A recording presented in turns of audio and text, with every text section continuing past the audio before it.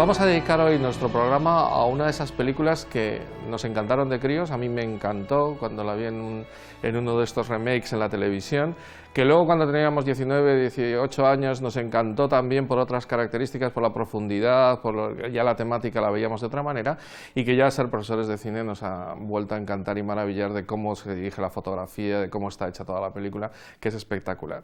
Se llama Raíces profundas en castellano, Shane en inglés, y ya veremos que ambos títulos tienen su razón de ser. Una de esas películas míticas, un western impresionante. No hemos traído muchos westerns a este programa, con lo cual creo que hacemos bien en dedicarle hoy este espacio a este gran película que es Raíces profundas. Por cierto, que el mismo Sam Peckinpah, el mismísimo director de películas como Grupo Salvaje y otros westerns impresionantes, opinaba que era el mejor western de la historia del cine, muy por encima de los demás, incluidos toda esa enorme producción que tiene John Ford, que a mí me parece maravillosa, y otros muchos directores durante años. Y eso que no es más que el primer western de George Stevens, el director, que es un genio, como veremos más adelante.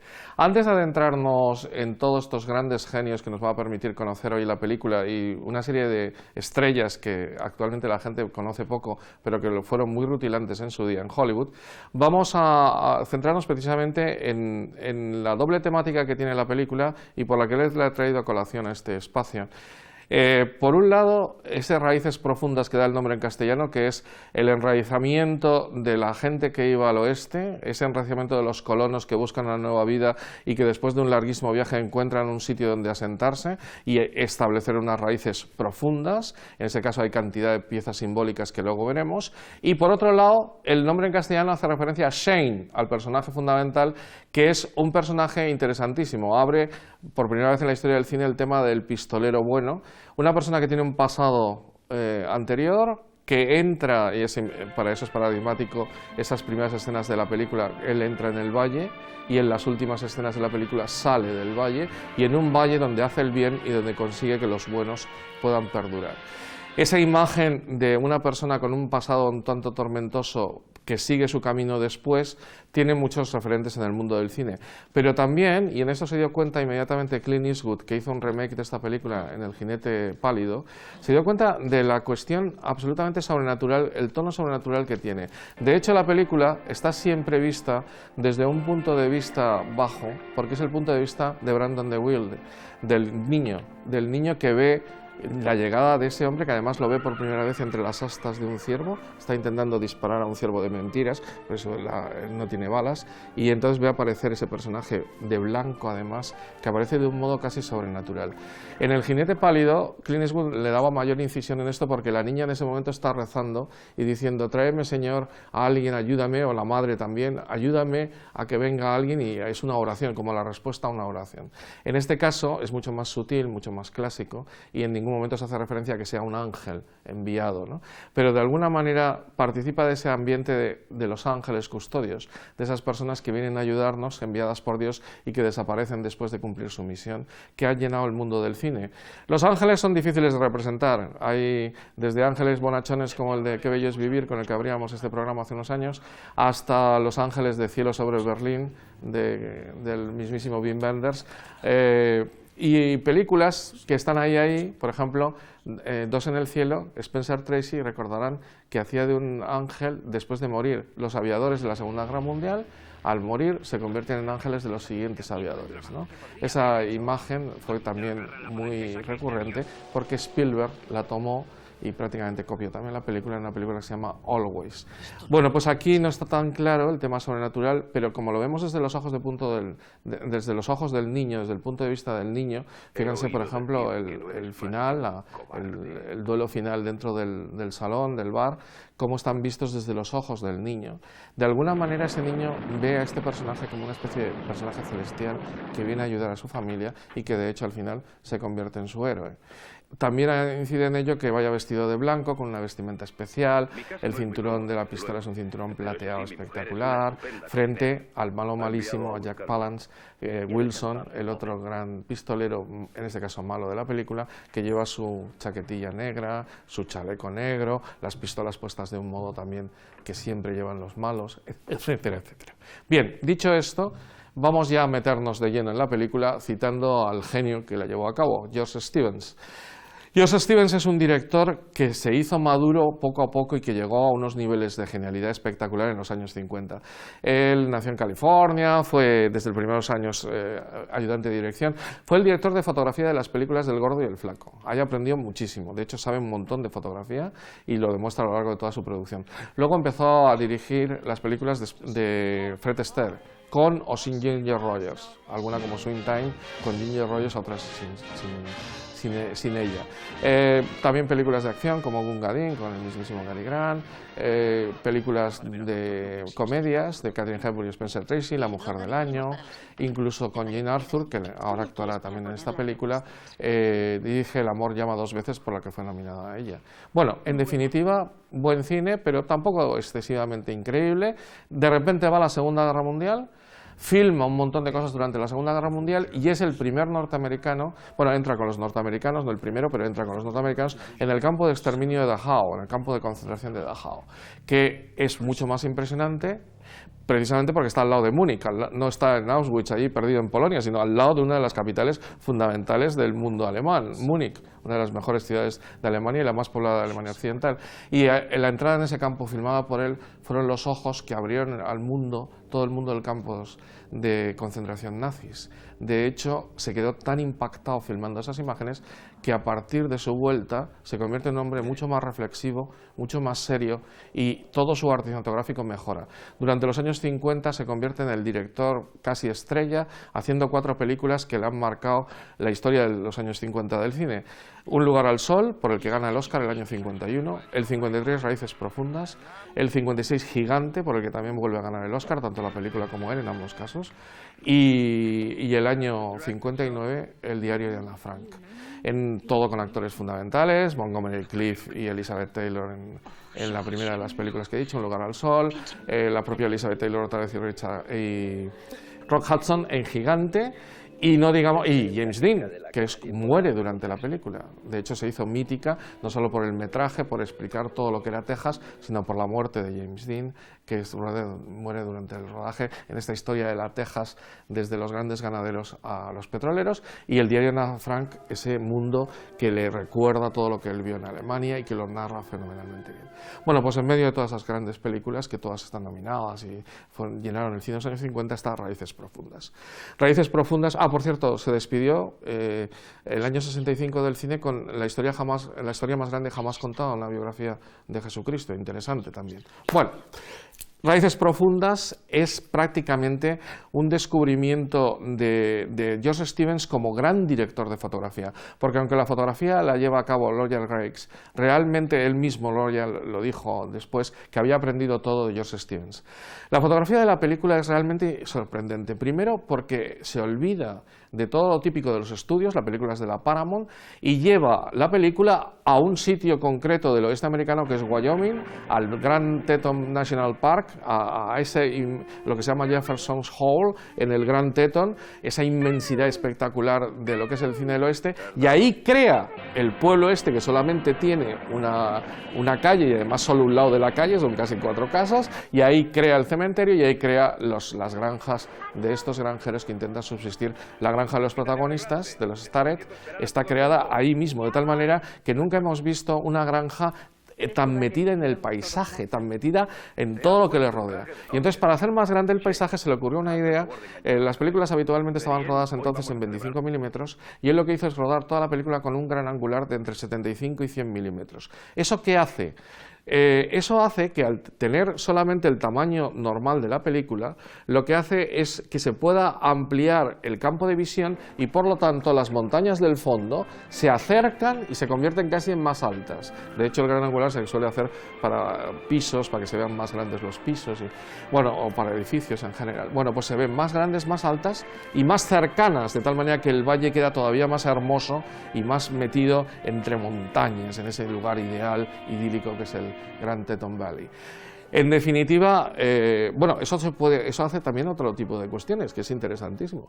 Si se fijan en una escena concreta, que es por la noche, está lloviendo, y Alan Ladd el protagonista, Shane, está fuera, encuadra de tal modo a él, al personaje de Jane Arthur y al niño, que con una profundidad de campo extraordinaria prácticamente parece que están al lado, cuando está uno fuera, otra adentro y otra más al fondo, porque al coger el gran angular los pega a todos, creando un cuadro precioso. Se ve muchísimo esto en la última escena, que es una preciosidad, la escena de nocturna, esa que, por cierto, ya que la he citado, voy a decirlo, habitualmente esas escenas se hacían con una cosa que se llama noche americana, o sea, se filmaba de día y se ponían unos filtros de tal manera que quedaba un poco de noche, y actualmente se nota un montón que está hecho con noche americana. Truffaut le dedicó una película con ese nombre, precisamente para demostrar cómo estaba hecho eso, pero aquí no, aquí está rodado en el anochecer perfectamente, con las nubes, con todo, y con ese objetivo de gran angular que hace que ese viaje que va recorriendo todo el proceso para llegar al pueblo desde la granja de Alan Ladd en el caballo y el niño siguiéndole, acortando por el cementerio y por el río, acortando, buscándole, pues todo eso quede fascinante, porque es que es de una fotografía espectacular. De hecho, es el único Oscar que le dieron. Ese año competía con grandes películas como Vacaciones en Roma, Julio César de Mankiewicz, Vacaciones en Roma de Wyler, etcétera, y de Fred Cinema, que fue la que ganó nada menos que De aquí a la eternidad. Pero aunque estuvo nominado a cantidad a 7 categorías, ganó la de mejor fotografía, porque es que la fotografía es espectacular, absolutamente espectacular, desde el primer plano hasta el último. Bueno, pues y eso es obra de George Stevens. Vamos con los actores, que son los que dan vida a la película y que fueron grandes estrellas en su día. Se pensó en Monty Clift, en Montgomery Clift, porque había triunfado en Un lugar en el sol y por lo tanto se pensaba que sería ideal, pero él, desde el primer momento, George Stevens estuvo muy claro y se enfrentó a Freeman, el gran director del estudio de la Paramount, para que fuera Alan Ladd. Alan Ladd empezó de un modo interesante para la historia del cine. Es uno de esos periodistas perdidos que aparecen en la última escena de Ciudadano Kane. Si se fijan, ahí está él haciendo entrevista, como todo el mundo que está en esa última escena de Ciudadano Kane. Pero sin embargo, gracias al Cuervo, vieron que era un actor, era de Arkansas, pero daba muy bien el tipo para cine negro, ¿no? Y a partir del Cuervo se le encasilla en el cine negro. Además era muy bajito, medía unos 65, y le encuentran una pareja ideal, que es Veronica Lake, que era también bajita, y ambos hicieron varias películas, las llaves de cristal, La Dalia Azul, Saigón, y se convirtieron en una de las parejas centrales de lo que es el cine de los años 40, del cine negro, el cine de gángsters, con unas películas interesantísimas. Por cierto, Veronica Lake es la única actriz que tiene una ley con su nombre, porque como tenía ese pelo rubio, largo y precioso, todas las chicas de la Segunda Guerra Mundial se querían dejar el pelo así, y como trabajaban en las fábricas hubo varios accidentes, porque las máquinas cogían el pelo, se les tiraban y alguna llegó a pasarlo muy mal, y entonces sacó una ley, Roosevelt, que era la famosa ley de no llevar el pelo a la Veronica Lake. Bueno, pues Veronica Lake y Alan Ladd fueron famosísimos. Alan Ladd durante el año 47, 53 y 54 estuvo entre los 10 actores más taquilleros de todo el mundo, pero sin embargo actualmente casi nadie los conoce. Es más, murieron los dos, se malograron con 50 años, 2 muertes, bueno, no voy a hablar de ellas, pero se habló incluso de una maldición de la pareja porque los dos murieron con 50 años. Bueno, el caso es que Alan Ladd en esta película sería otra cosa sin Alan Ladd, lo mismo que Solo ante el peligro sería otra cosa sin Gary Cooper. Esa especie de misterio, esa especie de hombre que llega con esa sonrisa, rubio totalmente. Bueno, una de las cosas que se hizo muy bien fue alargar el pelo a todo el mundo para que llevaran un pelo más siglo XIX y menos de los años 50, que era muy rapadillo. Esa especie de apariencia que tiene, incluso cuando se compra la ropa nueva de granjero, tiene una apariencia de gran estrella de Hollywood. Bueno, pues Alan Ladd borda el papel. De hecho, es un papel lleno de muchos silencios. Tiene una frase muy divertida Alan Ladd sobre George Stevens, porque dice, mira, yo era muy humilde, Alan Ladd. Dice, yo no seré el mejor actor del mundo ni de lejos, pero soy muy bueno cuando me dejan tiempo. Y George Stevens me dio todo el tiempo del mundo para mis silencios, y hay un momento, por ejemplo, en el que no dice nada, pero se está escuchando lo que opinan toda la familia, la madre y el hijo detrás de la puerta, y él está sentado en primer plano, bueno, no primer plano, pero en un plano bastante cercano, en una mesa, y está escuchando todo, pero él está en silencio. Bueno, pues ese es Alan Ladd, y la sobriedad con la que lleva la última escena está muy lejos del Clint Eastwood del joven de El jinete pálido, que allí también incide más en una parte de ángel y diablo. De hecho es un pistolero, y también más en la parte sobrenatural porque es un predicador, mientras que aquí Alan Ladd es sencillamente una persona que tiene una historia que no sabemos cuál es, pero que se ve que es un gran pistolero. De hecho se deja la pistola a lo largo de toda la película para no matar a nadie, y al final tiene que volverlos a coger para defender a la familia, a los granjeros. Bien, a su lado una actriz que ya estaba al final de su carrera, tenía 53 años, que es Jane Arthur. Jane Arthur se hizo famosísima en las comedias de los años 30, aunque debutó con John Ford, fue en los años 30, con el 39, el 37, en fin, con películas como El secreto de vivir, o por ejemplo Caballero sin espada con James Stewart, la anterior con Gary Cooper. Luego fue nominada por la película que hemos citado antes, El amor llama dos veces. En fin, fue una actriz que sale en una de las películas más importantes de aventuras, que Solo los ángeles tienen alas. Es una con Gary Grant también. Bueno, y estaba un poco oculta ahí después de los años de la Segunda Guerra Mundial, y la rescató para hacer esta película ya con 53 años, y además está muy bien, la coge desde el principio y parece mucho más joven de lo que es en realidad, que le llevaba 15 años a Alan Ladd. Bueno, total, que incluso esto lo veremos como un ejemplo del vestuario, cómo la muestran al principio, totalmente con una camisa sucia, unos pantalones, parece un hombre, y cómo poco a poco va descubriendo su feminidad con la llegada de este nuevo, va mejorando cada vez su apariencia, cada vez más su vestuario, y al final le aparece ya con el traje de bodas precioso en esa famosa escena del baile, que era la que menos le gustaba a George Stevens, porque está rodada en estudios, es la única que se rodó en los estudios de la Paramount y no le gustaba nada por eso, porque todo está rodado en el valle, es espectacular la cantidad de escenas impresionantes que tiene el valle. Bueno, junto a ellos Van Heflin hace el tercero en discordia, en este triángulo, porque ella tiene un cierto amor platónico por este individuo que ha llegado nuevo, sería un triángulo amoroso sin sexo y sin nada, un triángulo amoroso, digamos, platónico. Van Heflin es el marido. Van Heflin es un actor, curiosamente es de Oklahoma, pero estudió en Yale y es un hombre de universidad de dinero. Y empezó a actuar en el teatro, fue un grandísimo actor de teatro, y fue descubierto como actor secundario, ganó el Oscar como mejor actor secundario por Senda Prohibida. Empezó a hacer películas como Los Tres Mosqueteros, es Athos en el célebre Los Tres Mosqueteros de cine, el famoso de Gene Kelly, etcétera, de Lana Turner, y bueno, dio resultado, y de hecho después de esta película, que es su primer western, hizo El tren de las 3 y 10, y también ha hecho películas clásicas como Madame Bovary, etcétera. Bueno, un actor que queda muy bien, y yo creo que aquí está en un papel excelente, y lo hace muy muy bien. Y vamos con los dos nominados al Oscar al mejor actor secundario de la película, que fueron Brandon de Wilde, el niño.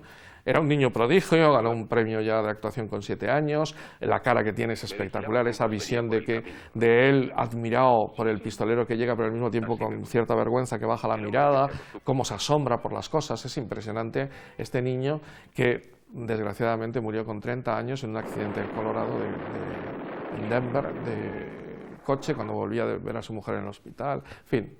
Malogró. Después de esta película se hizo famosísimo con Hut, ya mayor, con Hood, H-U-D, que es una película famosísima en la historia del cine, y con la serie El Virginiano. Bueno, pues Brandon de Wilde no vivió más allá de los 30 años. Y luego Jack Palance. Jack Palance venía de la Segunda Guerra Mundial, su avión había explotado, tenía marcas por todas partes, había hecho algunas películas antes, y con esa pinta de hombre marcado y tal, le ofreció el papel que fue de hecho el que le consagró, el papel del pistolero Wilson. Jack Palance, de hecho, a partir de esta película creó todo un mito, y que ha sido muy imitado, sobre el mal pistolero. Él es el primero que se puso el guante, como se lo pone en la escena que va a matar al pobre Torrey, al sudista, se va poniendo el guante de una manera especial. También estableció una manera de subirse y bajarse del caballo, lo verán en la escena esa nocturna en la que Alan Ladd le está mirando y él se sube y se baja de un modo absolutamente pensadísimo, y no había manejado en su vida ni una pistola ni había montado a caballo. Se pasó 2 meses para aprender ambas cosas. Bien, pues ese es Jack Palance. Por cierto, Brandon de Wilde y Jack Palance, al ser nominados los dos, probablemente dispersaron el voto, porque había muchísima gente dispuesta a votarles entre los dos, y al final salió Frank Sinatra como mejor actor secundario por De aquí a la eternidad. Y simplemente para terminar, el elenco de actores, que son casi todos los que trabajan con Stevens, hay un actor que me interesa mucho, que es Ben Johnson. Ben Johnson venía del mundo del rodeo, lo descubrieron en Hollywood para hacer el típico extra, o sencillamente el que hacía cuando John Wayne no podía hacer algo, lo hacía él, pero John Ford vio que tenía algo y lo puso de protagonista en Wagon Master y de secundario en la trilogía de la caballería.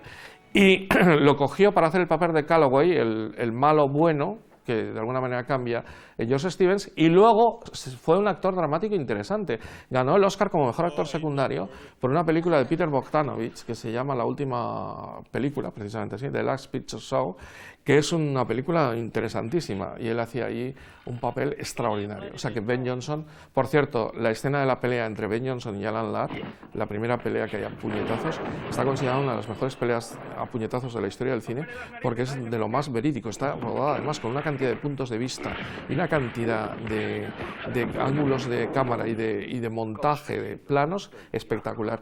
Por cierto, todavía más la última escena, como no tendré tiempo después de decirlo, la famosa escena del duelo final, tiene 115 tomas desde 45 puntos de cámara distintos, con lo cual es espectacular la de tiempo que dedicaba Josh Stevens a cuadrar cada escena. Otra de las cosas curiosísimas de la película y muy interesantes es que en el momento en el que Wilson mata a este sudista excesivo, bocazas, que se llama Torrey, en esa escena en la que le mata, emplea un Colt 45, el típico revólver del oeste. Pero esos Colts, cuando disparan, lo que hacían era provocar que el cadáver, el hombre que acaba de ser alcanzado por la bala, cayera hacia atrás. Pero en las películas siempre caían hacia adelante. De tal manera que si repasan la historia del western o la historia de las películas de acción, suelen caer siempre hacia adelante. En ese caso, tanto el director de la película como el director artístico pensaron que sería interesante presentar por primera vez cómo era eso. Y al disparar el Colt, verán allí entre el barro, y Wilson lo dispara desde el porche, desde la acera de madera, y el otro está en el barro, al dispararle salta hacia atrás espectacularmente. Se pasaron un poco porque lo tiraron con unos alambres para que realmente cayera de modo natural hacia atrás, demasiado alambre y demasiado estirar, pero sí que es verdad, y es la primera vez que se ve en una película del oeste, que cuando dispara un Colt 45 el muerto cae hacia atrás y no hacia adelante como estamos acostumbrados a ver habitualmente en el cine. Bueno, quería hablar de Victor Young y de Edith Head, porque nunca hablamos de esto, pero la música de esta película es extraordinaria, pero extraordinaria. Esta balada de la lejana colina con la que comienza y otra serie de melodías que aparecen, se me quedó grabada desde la primera vez que la vi. Y Victor Young es uno de los grandísimos directores musicales de Hollywood y es desconocido por todo el mundo. Se escribe Young como joven y es uno de los individuos, bueno, es el único junto con Alfred Newman que ha sido nominado el mismo año cuatro nominaciones por 4 películas distintas de las 5 nominaciones posibles. O sea, compitiendo contra sí mismo, solo me ha ocurrido a Alfred Newman y a él, 4 veces, bueno, 2 veces. El caso es que, y ya que no voy a citar muchísimas películas porque casi todas son música suya, pero voy a citar la del Hombre Tranquilo, ya que es la música que más le gusta al factotum de este programa, a mi gran amigo Pablo, y a la de Raíces Profundas, porque a mí me encanta, o sea, me parece una melodía espectacular. Bien, de hecho me viene a la cabeza de vez en cuando porque desde siempre la intento escuchar. Me acuerdo del trauma que tenía porque mi padre me compró unos detallazos estos que tenía mi padre, un disco de vinilo con todas las grandes melodías de la Metro, pero claro, como estas de la Paramount no estaba y la echaba siempre de menos y al final la conseguí en un cassette, bueno, total, que es una maravilla. Y tampoco hemos citado nunca el vestuario. Edith Head, la directora del vestuario de esta película, es la persona que más nominaciones ha tenido jamás en la historia de los premios de los Oscars y de cualquier premio. 35 nominaciones, 8 Oscars, tiene una famosa foto con los 8 estatuillas allí, la última por El Golpe, pero desde Vacaciones en Roma, que ese mismo año la ganó, hasta El Golpe. Por cierto, es graciosísima decir. Y cuando recibió el Oscar por El Golpe, dijo, después de haber vestido a los 2 personajes más guapos de la historia del cine, ¿no? a Paul Newman y a Robert Redford, me dais a un hombre desnudo solo tapado con una espada. Y se rió todo el mundo y tal. Y dije, era genial. Bueno, pues esta lo cito. Aunque en esta película la verdad es que se asesoró muchísimo por Joe de Jong. Joe de Jong es el famoso pintor de cuadros del oeste, pero de verdad, o sea, no estos cuadros que se venden por ahí, sino es un estudioso del mundo del oeste, y él fue el que dio la idea de que se hicieran los trajes absolutamente rotos. Fíjense en el individuo que viene a ver a los Starrett al principio con su carromato, con su pequeño coche de caballos, lo roto que tiene la zamarra que lleva, o la propia camisa de Van Heflin, que está rota por aquí cuando llega, porque son obreros, son gente del campo, campesinos, y cómo va vestido el niño al principio, cómo va vestida ella, ya lo he citado, la camisa está llena de manchas, es espectacular lo bien hecho que está esa especie de indumentaria auténtica del viejo oeste, que nada tiene que ver con este glamour hollywoodiense. Bien, como se ve, la película es hermosísima desde muchos puntos de vista. Uno de ellos es el simbolismo. Tiene cantidad de detalles simbólicos. Por ejemplo, ese pequeño huertecillo que tienen en la casa y que significa el arraigo de la familia, cómo lo pisotean los malos, cómo lo pisotea hasta el ciervo este que aparece, que por cierto en la película le llaman alce y tal, y es un ciervo, porque el alce sí que hay unas de esto encima de la puerta, pero es distinto. Un ciervo que aparece un montón de veces, que además tuvieron que echarle porque no se iba de ahí, y un montón de cosas como la puerta que por un lado está el río, pero por otro lado está una puerta que hay que abrirla y cerrarla continuamente desde el caballo porque cierra todo lo que es la propiedad de los Starrett, y no digamos nada del tocón, el tocón de árbol, que significa que vencemos o no vencemos a la tierra. Y cuando se ponen los dos, Van Heflin y Alan Ladd, a darle allí con entusiasmo y toda la noche hasta que no consiguen quitar ese tocón que está ahí desde hace años y años, es como un simbolismo de lo que es toda la película y lo que ayuda a Shane a ello.